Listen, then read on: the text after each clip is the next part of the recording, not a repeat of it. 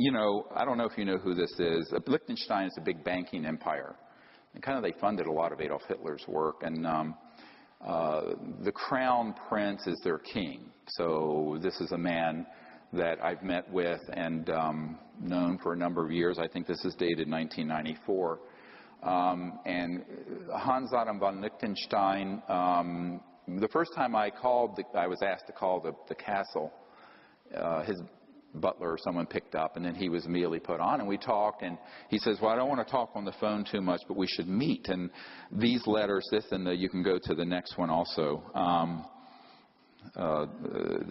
It was maybe a month later or something.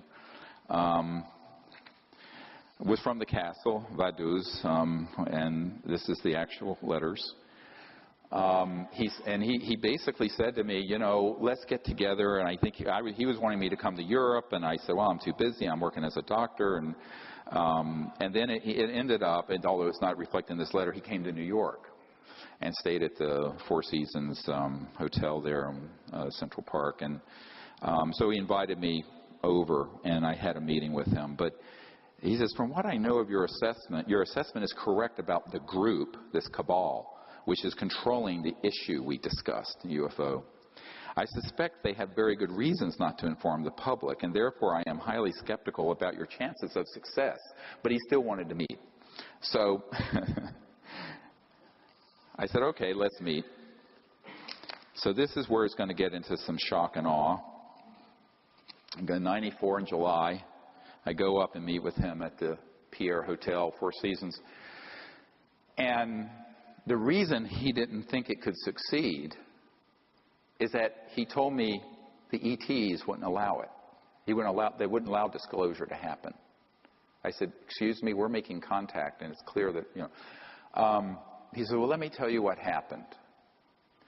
So he was involved with a lot of UN programs and also with George H.W. Bush, the first President Bush, and a man at the UN named Perez de Cuellar, who was the Secretary General at the time.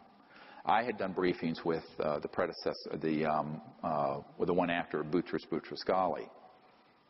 And he said to me, the reason I, on the phone, told you that it wouldn't be allowed isn't that it wouldn't be allowed from the point of view of the government, but the aliens won't allow it. I said, well, that's ridiculous. I mean, since we've been talking, we've gone down to Mexico, had a craft come out. I said, they're obviously wanting to make contact if we do it in a peaceful way and not a military way.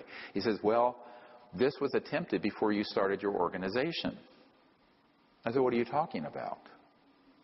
He says, well, in November of 1989, in the fall of 1989, President Ronald Reagan, Mikhail Gorbachev, Perez de Cuellar, and himself, this guy, and others met on a committee, very sensitive and classified, to organize basically what I did with the Disclosure Project, to announce that we weren't alone and end the secrecy. And he said what happened is that Perez de Cuellar, the Secretary General of the United Nations, was coming back from a 3 a.m. late night planning session for this event when he was abducted by aliens from his motorcade in Manhattan. And I said, oh, really? And he proceeded to tell me the gory details of what happened. So Perez de Cuellar was taken somehow out of the motorcade onto an ET craft where he was threatened by the ETs and told, if you disclose this information, we will abduct every world leader involved, including the President of the United States. Now, this is from a person who was at the table for this planning session. To my ears, now to you. And I went, oh, come on, really? And he said, yeah, it blew up like an atomic bomb in the Bush White House. Subsequently, I found out that up at Kennebunkport, there were all these UFOs zipping around when Bush was up there out on his cigarette boat. And they didn't realize they were ours. So now we're getting into false flag 101, up to and including being able to deceive members of MAGIC. And it took me a long time to get to the bottom of this mystery. Now, people like Bud Hopkins thought it was a real abduction case. And I looked into it, and I found out that if you go back to the Roswell event, there was a red-headed sergeant who was the badass guy who threatened to kill everyone, all those ranchers who saw this thing crash. His son became a part of Magic security, this renegade group, this splinter group, who was involved with abductions and stopping leaks within Magic itself. He then went and was in the security detail that night and set up the electronics for this electronic warfare abduction of aliens. It was all a hoax. It wasn't ET at all. It was 100% military ops. And so we're going to get into this in a moment, how these operate. And so Paris de Cuellar, of course, not knowing about that end of the classified world, and I would say Papa Bush neither, thought it was actually ET. And it blew up, as I said, like an atomic bomb in the Bush White House. And Gorbachev, they pulled the plug on the plans to do disclosure and end secrecy in 1989 at the end of the Cold War. And I think it's strange that in January of 90, 2 months later, it's when I had a contact event at my house in North Carolina with an ET and that said basically, pick up what you dropped. Do this, what you left and behind as a teenager. Pick this up again. Someone's got to pick this up. But maybe that's a coincidence. But Paris de Cuellar thought that was an actual alien abduction. And I said, well, with Your Highness, with all due respect, there are technologies that would facilitate this kind of deception. And the military term, so you know it, is a false INW, or a deceptive INW, indication and warning. And it's basically like the Gulf of Tonkin event in Vietnam. You basically exaggerate or hoax an event that then manipulates policymakers. So this was the ultimate takedown of official disclosure, which was about to happen in 1989. Got it? 26 years ago, November 1989. So here we are in 2015, and it took a lot to piece all this together, and I began to look into what the electronics were with this and what kind of technologies they might have. And one bit of insight that the prince had, he said, so he told me that the reason he was funding the abduction groups is that he was convinced that there was an existential threat from outer space. That's been the Sub Rosa plan since the 56. And that he wanted people to hate the aliens enough to pay the blood and treasure of World War III. And he also wanted it to be eschatological, where it would result in the end of the world so that Christ would return and the good folks would go up in a flying saucer, I guess, with Christ. Now, this is what he was telling me. I'm just listening. And I'm going, whoa, this is like, woohoo. And he was completely convinced that this is what needed to happen. This sort of end of the world, eschatology is the study of the end of the world event. And that's why he was putting so much money in and providing so much funding to Mack and David Jacobs and, Bud Hopkins and all this. And he told me, he says, I'm going to stop funding John Mack because he's become too positive about contact. And I only want to fund people who are going to put things out there that scare people and make them hate the aliens. He said this. So I went, oh boy. Now this is connecting a dot that all of you better listen to very carefully. It's the last thing you learn today. And that is that there is an overarching agenda that was hatched in the 50s. Remember that psychological warfare document and its value? That was hatched between 53 and 56 to create the specter of a threat from outer space that does not exist. Werner von Braun stated on his deathbed, and we have the testimony of his assistant, that and said, they will first have the Cold War, then we decided there would be nations of concern, then global terrorism. We have this testimony from before 9/11. Then that would be followed by threats from outer space. They'll start talking about asteroids and things of this sort. But the ultimate one they're going to play is the alien threat, and it's all a lie, and it's all a hoax. But in order for the lie to work, they have had to create a body of disinformation, false information, and frightening scenarios, and actual events that would be convincing to our policymakers like Reagan, convincing to the average person, and to the UFO public that consumes videos, entertainment consoles, movies, etc. And that has been the 50 to 60-year plan. Don't forget that no less a figure than Douglas MacArthur in his last address to the Congress said World War III will be interplanetary. So they have been wanting to provoke an interplanetary conflict for as long as I've been alive, and I'm no spring chicken. And, all right, so this gets into a huge problem of how people consume information and can be manipulated through fear. Because if you look at the roots of human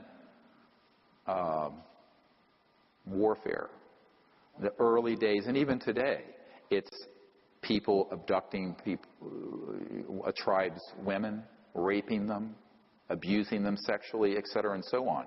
This is all stuff that they are simulating and saying that the ETs are doing through these abduction scenarios. It is 100% being done by military special operations that are this paramilitary force. And this is the deep end of the pond. Now, when I discovered this back in 1994, now this is 21 years on, I was told by someone in the intelligence community, don't talk about that, because that's what's really dangerous for you. And it's also what will discredit you, and it will also cause them to hate you the most, because you're defanging their whole war plan. The next big war is not terrorism. It's interstellar. And if you expose that it's a hoax, it takes all the steam out of their plan. I said, yes, but if we don't, we're cooked, because there's no way you can have war that's interstellar and survive it. It'd be worse than mutual assured destruction, because the technologies are 1,000 times worse than a hydrogen bomb. So I said, look, we're going to have to figure out how to deal with this. And the only way I know how to do it is put the sunlight in there and let people know what the truth is. So a man came along. If you go to the next slide. And you probably have seen this. It's up on our website. When we first put it up, it had over 600,000 views. The next day, the intelligence community went in and said there were 6,000 views. By the way, if you believe the metrics on Google and YouTube, I have a bridge to sell you. It's all can be manipulated, because it moves you down the search engines. So when this hit, within a couple of days, had 600,000 views. This man, William Powlick, his name is pronounced Powlick, was a man, very good man, who gave me an interview only to be released posthumously after he died. And not long, a few years ago, I got a letter from his wife, significant other, I guess, they weren't technically married, with a death certificate and a letter giving me permission. And he had passed away. And I have a lot of these, and I honor my word about keeping a confidence. So what happened is that he gave me this interview, and in it, he talks about the development of RF radio frequency chip implants back in the 70s and 80s. And when he was developing, it was totally an accidental thing that happened. He was with a company that developed it. He then got called into the CIA, and they started doing special programs for the CIA to develop it. And at a certain point, Siemens in Silicon Valley manufactured 2 billion of them, with a B, of these RF chips. And the way they work, they can be so miniaturized, you could eat something with it. It has a radio free, and it can transmit not only where you are, but the really advanced ones have a neurophone capability to control thought and behavior. Very sinister stuff. So you can actually do a lot of psychological warfare with these RF frequency chips. Now, that was the early stages in the 70s and 80s. Now, you figure, 40 years later, they're more and more and more and more sophisticated. And as I've watched the whole UFO subculture sort of get involved with this whole fascination with abductions and implants, I went, yeah, but EG&G is one of the plants is on the edge of the Area 51. They're the ones manufacturing the implants that you're taking out of these abduction victims. Absolutely. They're not coming from outer space. They don't need that. If you're interstellar, you're transdimensional. If you're transdimensional, you don't need an RF frequency plant chip to track anybody, because their technologies are way beyond that. I said, this is human, 100%. And you better wake up.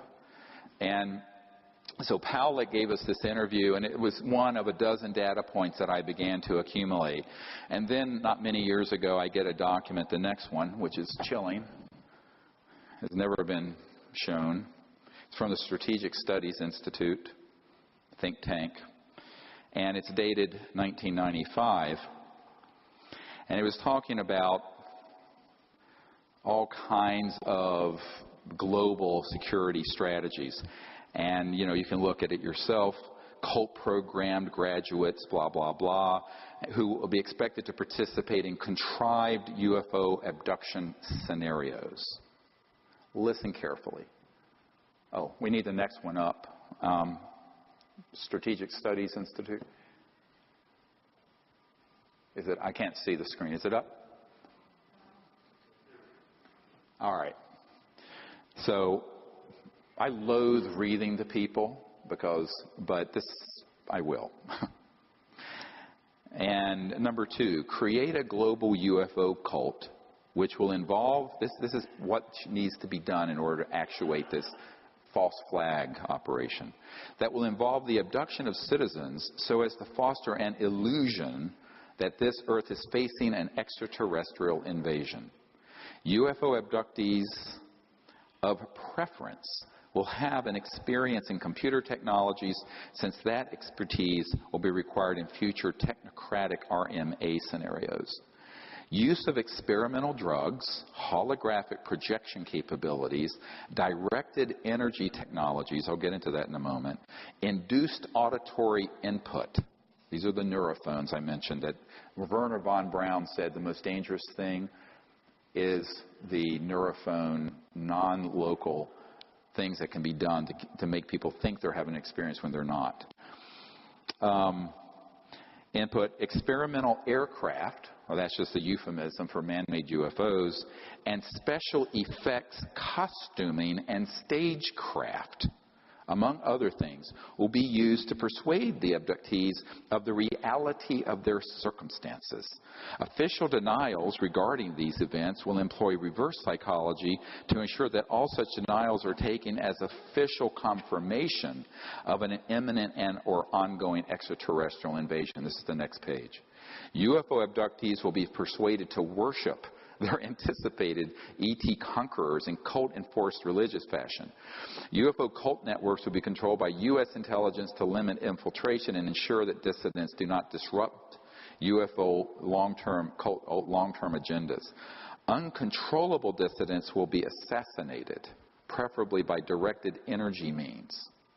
Dissociative satanic cult graduates will handle all such executions, i.e., when not actively lending logical and theatrical support to UFO abduction operations.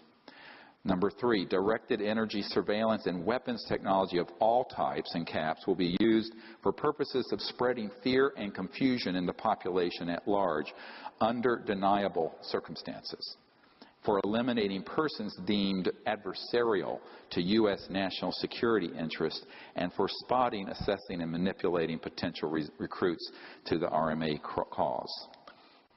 Neurocybernetics and other psychotechnologies will be used to sow confusion and hypochondria in the population. The symptoms and effects produced by these and other directed energy technologies will parallel the effects produced by various microbes, viruses, and chemical imbalances, thus compelling a large segment of society to seek medical intervention, which in turn will be a basis for their being used for medical experimentation under voluntary circumstances.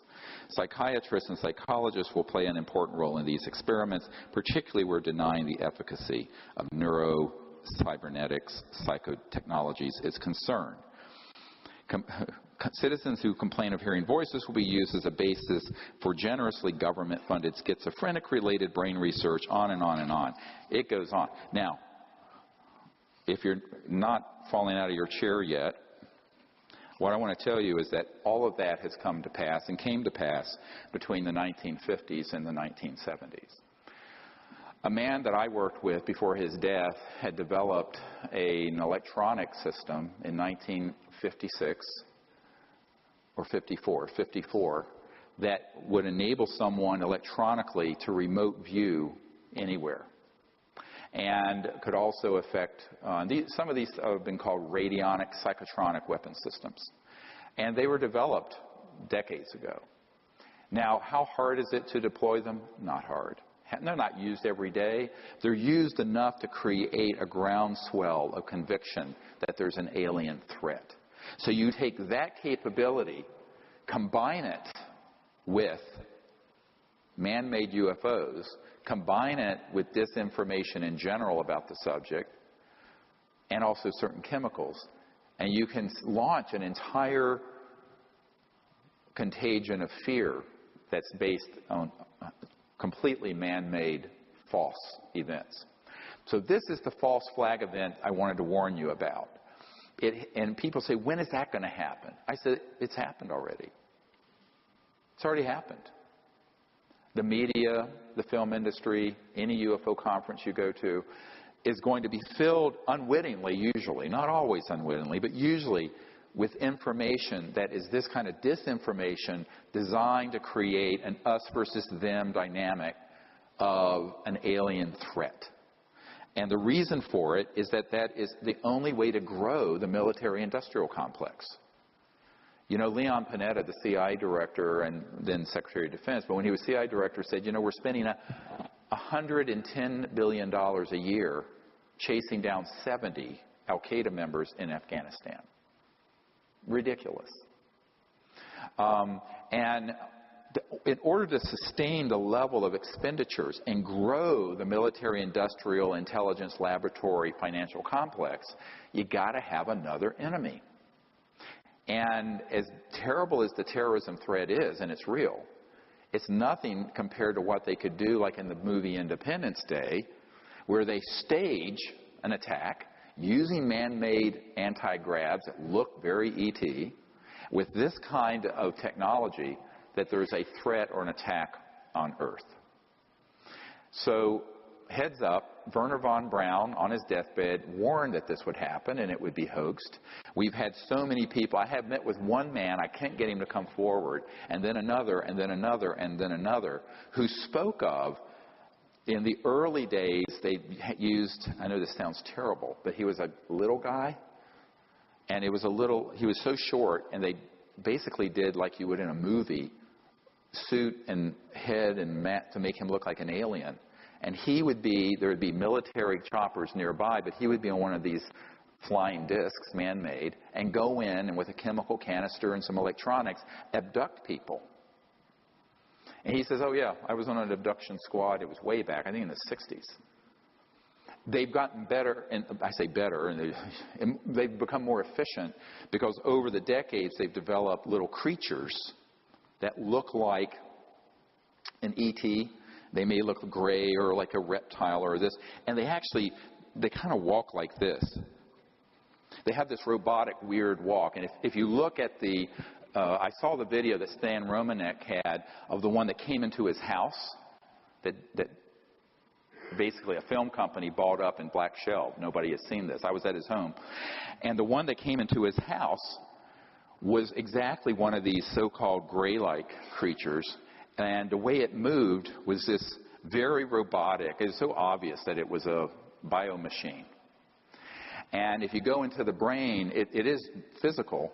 It has a biological component, but it's laced, the neural cortex is laced with integrated circuits. And it's completely under control of these military operatives. But he thought it was an alien. I said, well, it was an alien, but not an ET. So I used the word alien, which has a very xenophobic ring, to connote the man-made ones, and the ETs are the ones that are interstellar. The aliens that are man-made are ones that are completely under the control of these paramilitary operations. And the stagecraft, if you use the language of this Strategic Studies Institute document, is so good that it would fool anyone. The president, the CIA, you could abduct, and they did. They abducted Paris de Cuellar out of his limousine using this stuff, and he thought it was E.T. And that's why they killed the initial plan to end secrecy at the end of the Cold War. Gorbachev was on board, Reagan was on board, Paris de Cuellar, head of the UN, Prince of Liechtenstein was involved, etc., and so on. Killed it. Now,